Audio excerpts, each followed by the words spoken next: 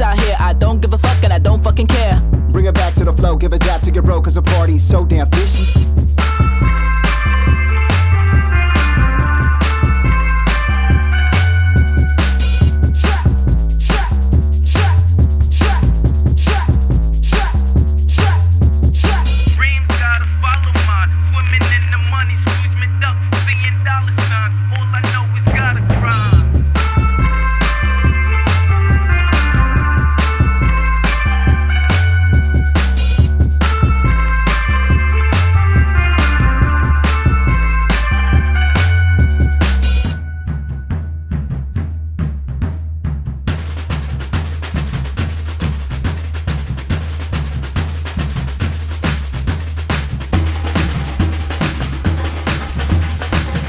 I'm in the Chelsea, no lagging. I get to move and skirt past you.